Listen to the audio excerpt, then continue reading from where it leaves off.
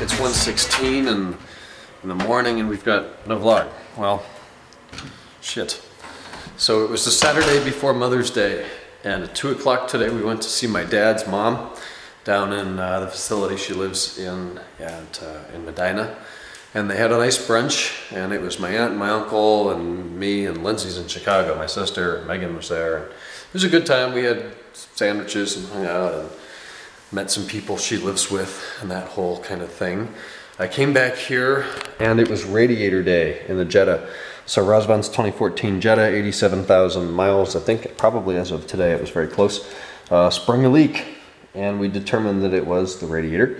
So he bought a new one from genuine Volkswagen that was nice enough to include a temp sensor, and it's got a little horseshoe clip right here, the one that you stick a screwdriver in there and pry it up, and then your temp sensor just comes out, and that's nice and easy. I appreciate those, and this thing is so lightweight and so basic compared to the BMW ones. It does exactly what you need it to do, but it's still kind of the same failure of a design that leads to the inevitable failure down the road. So, you know, it's got these plastic tanks on the side that are then glued and clipped into the aluminum housing. Well, you mate two materials with completely different properties and expose them to hundreds or thousands of heat cycles, and it deteriorates. And that was certainly the problem with this one. So this is clearly the old one.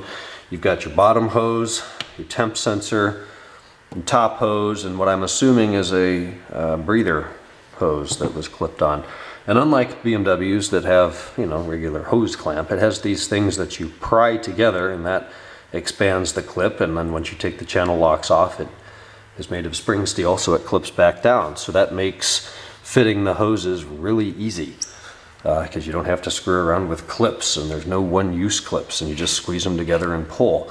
Having said that, it is very clearly a, you know, compared to like the M5 or even the 330, the parts are just kind of smaller and lighter weight. Not that that's a bad thing, they just feel more mass-produced and stuff like that. The construction and the build quality was very good, but it wasn't the same as what I'm used to working on.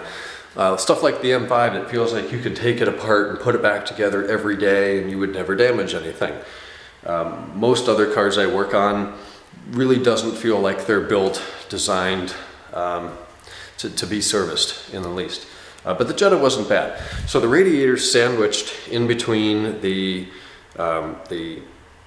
radiator for the air conditioning and the electric fan assembly. So we had to take off the bumper, which was like 8 bolts, there were 5 in each fender, and then 2 additional. So 10 bolts hold the bumper on, and then we just yanked it off and set it on a towel.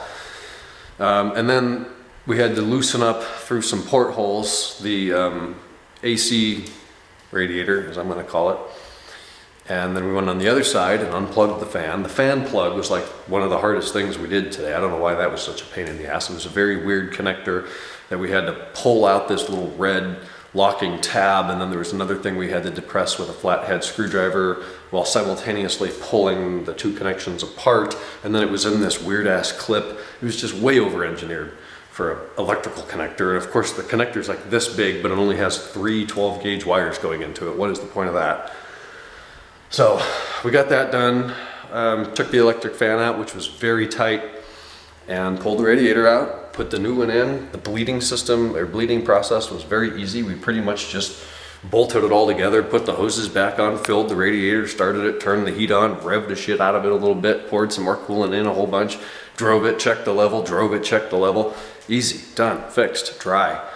All of the fastening hardware, there were 2 types of bolts, or 3 types of bolts. There was T30s, T25s, and long T30s. That was it. So you need like 6 tools to do that job. The dealer quoted $460 in labor, which leads me to believe it's about a 4-hour job. We did it here today. I have changed radiators before, but only in 540s, M5s, and 330s. So E39s and E46s. Have never worked on a Volkswagen before. We did it in about 2.5 hours. With no VW experience, no VW specific tools, no hurry.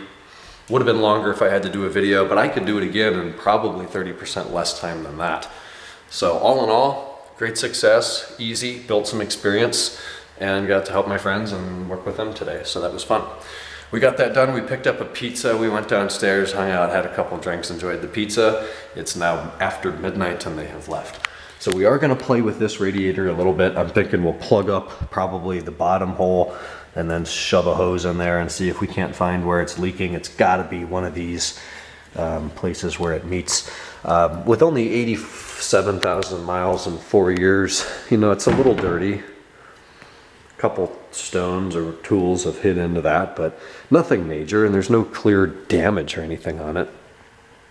This is the front, so it's got, you know, it's got some shits on it from 87,000 miles of road exposure.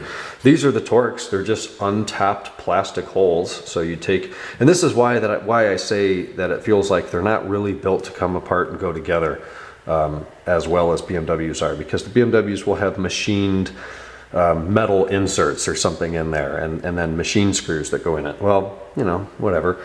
But Volkswagen went with just self-tapping wide thread Torx 30s. So they just bore into the clean drilled hole in the plastic, which works just as well. But if you needed to take it out and put it back in again, it wouldn't be as tight or something like that. Still leaking a little bit of coolant, but largely a success today. So that was good. Tomorrow's Mother's Day, so if you're seeing your mom, make sure you wish her a happy Mother's Day, and I don't know, go get her some flowers or some shit. But yeah, so I'm going to bed. We'll talk tomorrow on Sunday. Good night.